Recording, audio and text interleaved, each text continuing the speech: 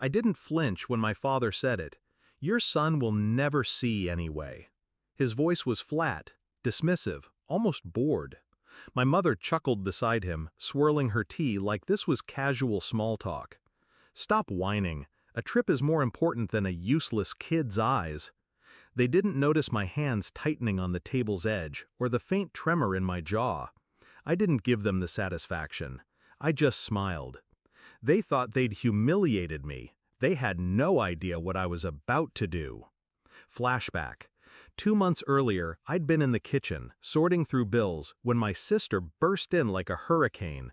Expensive perfume, expensive bag, expensive taste, all funded by someone else's sacrifice. She was planning her dream trip: Paris, Rome, Santorini. I'd nodded, barely listening, until I noticed the envelope missing from my drawer a week later. That envelope wasn't luxury money, it was survival money. It was the only reason I'd been able to schedule the specialist in London who had a small, very small, chance of restoring some vision to my son. When I confronted my parents, they didn't deny it. They laughed. They'd given it to my sister. She deserved it. I was being dramatic. That was the moment my love for them turned into something else. Cold, sharp, unforgiving.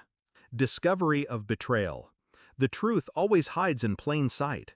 I started noticing details I'd ignored my whole life. My parents' casual cruelty. The way they'd always sided with my sister, no matter the facts. How they looked at my boy, my gentle, quiet son, like he was broken merchandise. And my sister?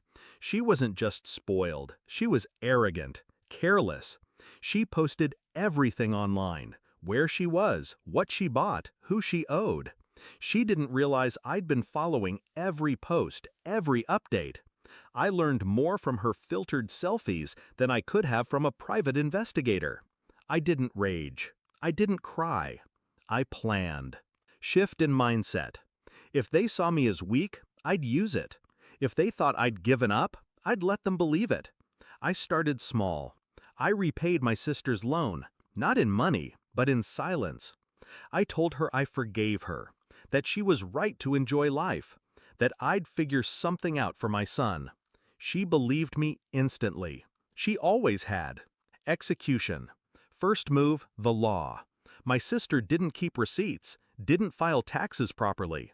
Her social media was a goldmine of undeclared income from side gigs and luxury items she couldn't prove she bought with clean money. I compiled it all, not anonymously, of course. I wanted her to know it was me later. Second move, the trip. She was due to leave in 4 weeks. I waited until her non-refundable bookings cleared, then made a few discreet calls. Someone at the luxury travel agency owed me a favor. A clerical error canceled her tickets, voided her insurance, and locked her out of her account. She screamed at the customer service reps for hours. They recorded everything. Third move, my parents' house. Technically, I was still a co-owner, a leftover from when I'd helped them refinance years ago.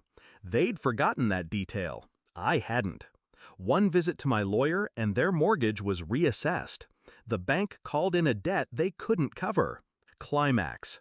The day they realized it all, I was already at the hospital with my son. The London specialist had agreed to see him after a charitable foundation, one I'd quietly applied to, covered the surgery. My boy was calm, holding my hand, not knowing what this day meant. My phone rang. My father. He didn't start with hello. "What have you done?" His voice was tight. I could hear my mother crying in the background, my sister shouting. I let the silence stretch. Then, slowly, I did what you never could. I protected my family. "You've ruined us," he spat. "No," I said. "You did that the day you took from my son. I just finished the job." The confrontation. I didn't meet them in person. That would have been too easy for them. Instead, I sent them a photo. My son, bandaged, post-surgery, smiling despite the pain. The caption was just 4 words. He might see again. No threats, no insults, just proof. proof that their cruelty hadn't broken me. Resolution. The surgery wasn't a miracle, nothing ever is. My son might never have full vision, but he has a chance. And that's more than he had when they stole from him. As for them, my sister sold her luxury bags to cover legal fees. My parents moved into a smaller house outside the city. They still call sometimes, alternating between guilt and anger. I never answer. Revenge isn't about shouting. It's about silence. It's the absence of your presence, the hollow space you leave behind that reminds them every day of what they lost. And in that silence, I smile.